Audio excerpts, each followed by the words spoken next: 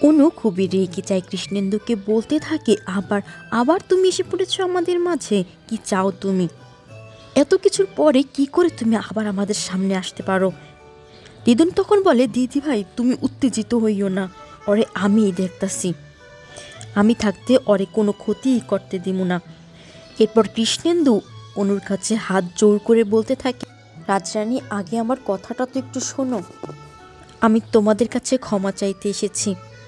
তোমরা সবাই মিলে যদি আমাকে ক্ষমা না করো তাহলে আমি কিছুতেই এখান থেকে যেতে পারবো না। আজ আমি ওদের বিয়ে দেখতে এসেছি আর সবার কাছে ক্ষমা চাইতে এসেছি। অর্ণ তখন বলে, হয়েছে, ক্ষমা চাওয়া হয়ে গেছে, এবার এখান থেকে চলে যাও, না হলে আমি তোমাকে দেখে নিচ্ছি। আর তখনই দিদুন বলে, তারাও ছোটু, তুমি বিয়ের মণ্ডপ থেকে কোথাও যাবা না এখন।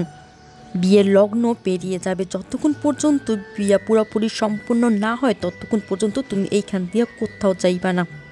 তখনই অর্ক এসে কৃষ্ণেন্দুর কলার ধরে বলে, তোমার সাহস তো কম নয়, তুমি আবার এখানে চলে এসেছ। দিদুন বলে, ঠাকুরমশাই আপনি তাড়াতাড়ি কইরা বিয়ার মন্ত্র পড়ুন। এরপর ঠাকুরমশাই তাড়াতাড়ি করে মন্ত্রপাঠ শুরু করে এবং সিঁদুরদান সম্পন্ন হয়। আর এদিকে অর্ক কৃষ্ণেন্দুকে টানতে টানতে সেখান থেকে বের করার চেষ্টা করে, কিন্তু কৃষ্ণেন্দুর নাছোড়বান্দা, সে সবার কাছ থেকে ক্ষমা না চেয়ে কিছুতেই এখান থেকে যাবে না। সবাই যতক্ষণে ক্ষমা না করবে তাকে, সে এখান থেকে একচুলও নড়বে না। সে অর্ককে একটু সরিয়ে দিয়ে অরণ্যের পায়ের কাছে এসে হাজির হয়, হাত জোর করে পা ধরে বলতে থাকে, শালাবাবু তুমি আমাকে মাফ করে দাও, আমি বুঝতে পেরেছি আমি অনেক অন্যায় করেছি, আমার কোনো ক্ষমা নেই, তবুও তোমার কাছে আমি ক্ষমা চাইছি।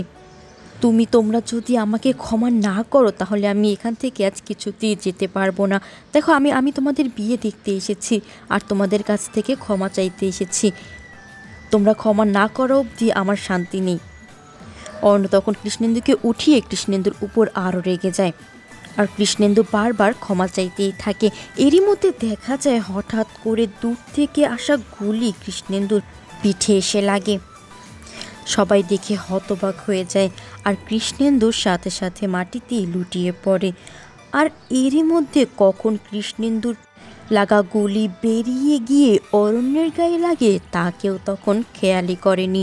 সবাই কৃষ্ণেন্দুর দিকেই তাকিয়েছিল। হ্যারি এসে তাড়াতাড়ি করে কৃষ্ণেন্দুকে ধরে দেখতে থাকে সেন্স আছে কিনা।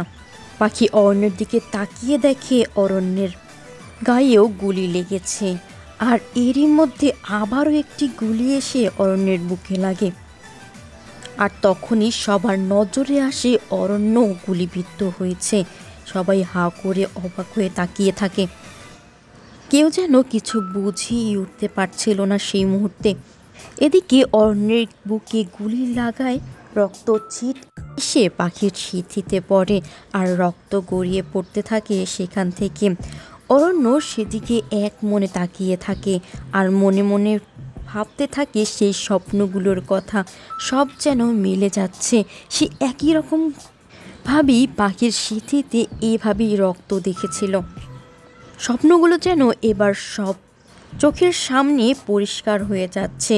সে আস্তে আস্তে ঢলে পড়তে থাকে, আর এদিকে অরণ্য ঢলে পড়ার কারণে কাঠছড়ার মাঝখানে আগুন লেগে যায়। আবারও সেই স্বপ্নের কথাগুলো ভাবতে থাকে। এরপর তার মনে পড়ে যায় সে প্রে করেছিল পাখির সমস্ত বিপদ যেন তার উপর দিয়ে যায়, পাখির যেন কোনো ক্ষতি না হয়। অরণ্যের চোখে বারবার ভেসে উঠছে তার স্বপ্নগুলো, সব কিছুই মিলে যাচ্ছে এক এক করে। এরপর সে ভাবতে থাকে তাদের বিয়ের কথা। এগুলো ভাবতে ভাবতে সে আস্তে আস্তে শিপের ঠিক সাইডে চলে আসে, ঢলে পড়তে থাকে নদীর বুকে। এতক্ষণে পাখি বুঝতে পারে যে অরণ্য সেদিকে ঝুঁকে পড়ছে।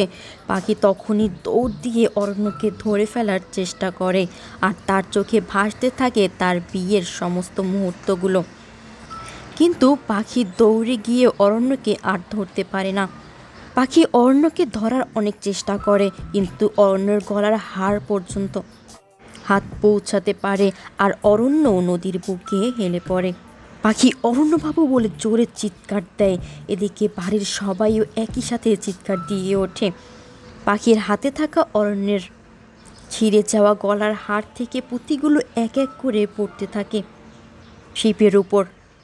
আর এদিকে অরণ্য ধীরে ধীরে পানিতে তলিয়ে যায়। এক মুহূর্তে যেন সব কিছু হতভম্ব হয়ে যায়। অর্ক হ্যারি দৌড়ে এসে শিপের সাইডে এসে দাঁড়ায়, কিন্তু ততক্ষণে অরণ্য পানিতে তলিয়ে যায়। কি হবে এরপর? কি হবে অরণ্যর? দেখতে হলে অবশ্যই চ্যানেলটি সাবস্ক্রাইব করে রাখুন। ভিডিওতে লাইক কমেন্ট করতে ভুলবেন না। সকলকে অসংখ্য ধন্যবাদ।